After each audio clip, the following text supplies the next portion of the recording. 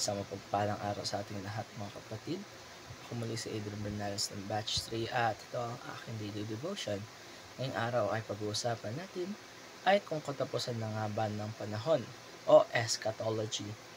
At ang Bible verse natin ngayong araw ay Revelation chapter 21 verse 1 to 4. Ang eschatology ay study of the last things, God's plan for the future. Kasama dito ang pagbabalik ni Kristo, ang huling paghuhukom at ang pagbabago ng lahat ng bagay. Ito ay nakakabahala ang ideya ng pagkatapusan ng mga tao.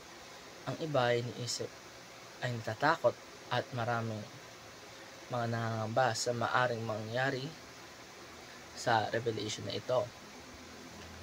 Ang sabi ng Biblia, ang sovereignty ni God extends hanggang sa pagtapos ng kasaysayan.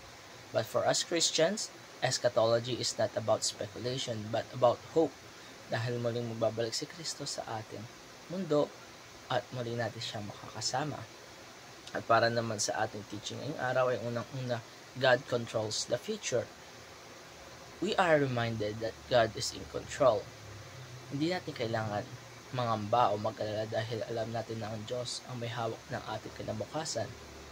Kagaya na sinabi sa Jeremiah chapter 29 verse 11, "For I know the plans I have for you, plans to prosper you and not to harm you." Ang future natin ay hindi nagkakataon lamang. It is all part of God's perfect plan. Kung alam natin na siya ang may kontrol sa lahat, then there's no reason to fear, even with the uncertainties of the world. Next is Jesus will return in glory. Ang pagbabalik ni Kristo sa kaluwalhatian, ibaba niya muli sa ating kalupaan. Sa Revelation chapter 21, verse 1 to 4, makita natin ang pangako ng bagong langit at bagong lupa. Isang araw na babalik si Jesus at papawiin niya ang lahat ng kalungkutan, sakit at kasalanan para sa atin. Ang pagbabalik ni Kristo ay isang maluwalhating araw.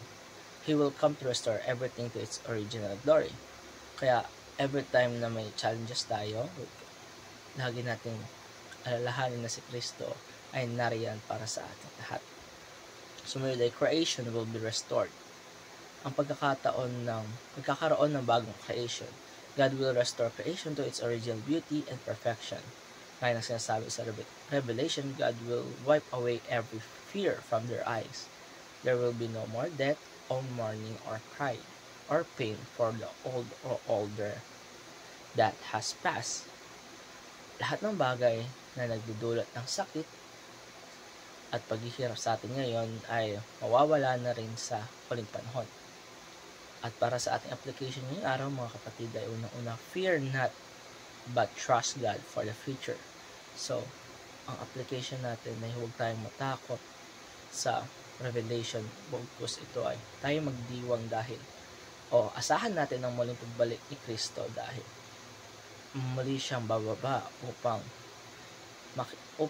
baguhin o ibalik sa dating anyo ang tamang tao. Alisin ang mga kasalanan at mga kasakitan sa ating mundo. Ikalawa ay live with the eschatological purpose. Second, live with an eschatological purpose. If we believe that Christ will return, then it affects how we live today. Ang mga desisyon na natin ngayon dapat nagre-reflect ito sa katotohanan dahil balang araw babalik si Kristo at kailangan may pamumuhay natin ang kanyang salita, dapat ang buhay natin ay nakasentro kay Kristo para pagbalik natin ay talagang magalak tayo sa kanyang pagbabalik at tayo ay sumunod kay Kristo. Hope in Christ's return.